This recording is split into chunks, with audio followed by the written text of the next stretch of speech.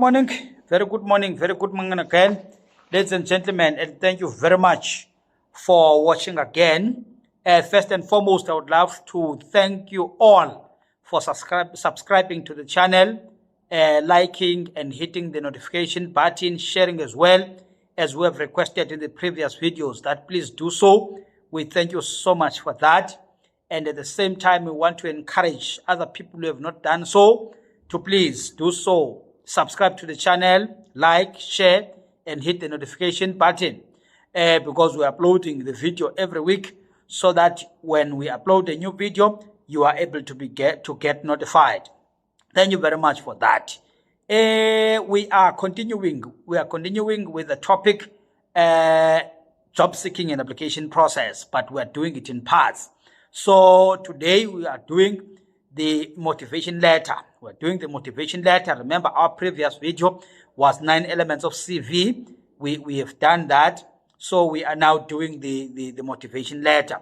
So it's when they say motivational or motivation is one and the same thing, right? So don't mind about that. It's the same letter that they're talking about.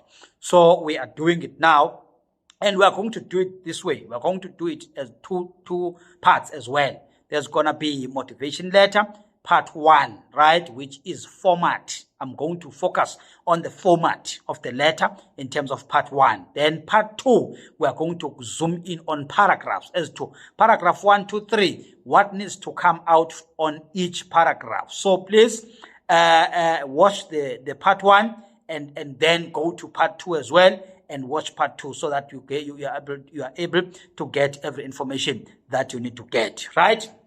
Let's zoom in, ladies and gentlemen. Let's zoom in. As I indicated, that we're doing the format, right? We're going to look at 6 things. Six things, right? Six. What is 6? 1, 2, 3, 4, 5, 6. Yeah, 6 things. Okay, 6 things that we are talking about today, which forms what is called format of this letter. Number 1. Hey, number 1. Yes, number 1 is actually the alignment. Let's look at the alignment of this letter. People always remember that when you are writing application documents, you are writing formal documents. If you are writing a letter, an application letter, you are actually writing a formal letter. So please treat it formally, right? So that's number 1. Let's look at the alignment. When you write what is this letter? The formal letter. Your address should be on the top right page. Your address on the top right page, right? You write it there, your address on the top right page. When you finish your address, which normally close off by what is called code, right? Code of a city or a town where you are. So like for instance, in Pretoria CPD, I think it's 000 something, so I'm not sure, 00 something. So you close out by that number, which is a code. You skip a line, ne? You write a date when you have written this letter, a date. Date, there should be space between a date and a code. It should not be just immediately after the code. So there should be a space, you skip a line, you write a date. On the top right corner, you start there, you go down now, right? Okay, let me show you here. Let me show you mine. This is mine. I'm not sure if it's going to come out very clear. Mine. Can you see? This is mine. That's Pretoria.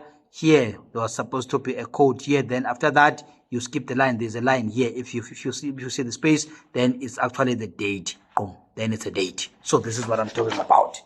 Right? Then immediately when you finish that, you move to the left side of the page. The left side of the page. Remember, I was on the right. This was on the right. You move now to where? To the left side of the page. Okay? Left side of the page. You put in now the address of the company or the organization you are writing this to. Okay? You put the address of the company you are writing this to, right? So that's how this thing works. Okay, so immediately after that, you jump again the line, right? See, You jump again the line. If you see there's a salutation here, that will be point number 2. You go to what is called salutation. Yeah. My apologies for my letter. Maybe it won't come out very clear. I'm still starting, so I'm still using my phone. So yeah, it's not very good in some of the things, but don't mind. When I've got the cameras, the studio, everything will be okay. Thank you very much. What is important now, get the content and use the content and leave other things. So we're going to get everything all right as we go on. Okay, then you go to number 2, salutation. Salutation is where people, they normally write to whom it may concern, or they normally write then but bullets, but subject. Yabo about babale to whom it may concern, or subject, application letter, and what and what and what. No, right? You only write, dear Mr. or Miss so and so. Address that person by the surname. In some of the adverts, you will find out they say, for inquiries, call so and so, right? So, or for inquiries, they put an email, and you'll find that email is say so and so at recruitment. So you'll find that there's a surname there. Extract that surname and use it. Sorry. If then they did not put the name of the person, they just say recruitment at so and so and so and so, which means the name of the company. Google the company and check who is the head of HR in that company and address the letter to him or her, right? Please do so. Stop to whom it may concern. It's a cut and paste, that one. It's a cut and paste. So please make your things to be different so that you outstand in those number of documents that they will be receiving. Okay, then let's look now at number 3, paragraphs, right? Paragraphs. I'm not going to touch on paragraphs now. Remember, I said I'm going to do the second part of this video addressing the paragraphs. Paragraph 1, 2, 3, what needs to come out from paragraph 1, paragraph 2, etc., etc., etc. So bear with me and wait for part 2 of this video. Then that one we're going to deal with it, right? Then number 4, which is now a font, right? Number 1, font. Let's look at the font. Good people, let's use the font that is easy to read, especially on the screen, right? Because some of the people don't print these documents. They scan through them on the screen. So use the font that is at least is able to read, which will catch their attention. Not the font which is very, very faint, that will cause them to concentrate and focus so much in order to see what we have written there. Because your purpose, you are writing for them to see what you are writing. So there's a lot of fonts, but what I can recommend is Arial, right? Arial.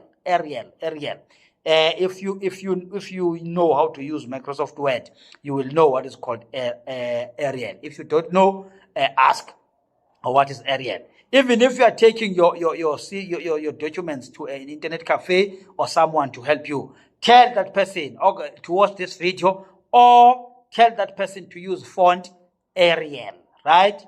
Arial.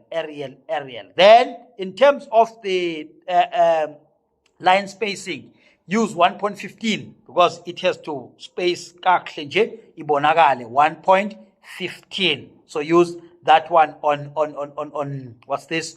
On line spacing, right? Use that one on line spacing. Then we go to number 5. Number 5, we deal with the number of pages. Yeah, number of pages. Hey, I am a culprit as well here. I used to have thick, big motivation letters. But I don't blame myself because I did not know how to write. So I'll put everything. So you would vouch that it's a mini CV, right, on its own. So I don't blame myself because I was never taught on how to do this thing until I Googled myself and consulted. Then I happen to know now as to how to do these things, right? The page is one page. Look, this is a 1 page. This is my address here. If you see, you go down here. This is my signature. 1 page. I know that we've got a lot of information that we need to put, that we would love to put, but no, not on the motivation letter. You only put on the motivation letter one page, information that is going to fit on one page. Okay, then let's look now at the closing signature as to, okay, on the closing signature, what exactly that we need to have, right? On the closing signature, you'll use most your sincerely, then you write your name. Then it looks very good when you have got what is called electronic signature, right? The one that you do on the paper, then IT, but when they do it for you on the computer, then you've got an electronic signature. So it looks very nice. If you don't have an electronic signature, go to the internet cafe or IT people, ask them to help you to put it. Thank you, and thank you. So you sign it off with that particular signature, it will do you good. Thank you. Don't forget to subscribe. Don't forget to share. Don't forget to hit the notification button. Don't forget to like, right? And don't forget even to comment on the comment section and raise other issues as well that you need us to put more emphasis on. Even the topic that is not the one we're dealing with, the topic that you feel like there are things, burning topics that you need information on, please bring them on. We will get the information and actually do a video so that at least you get the information. Thank you, and thank you.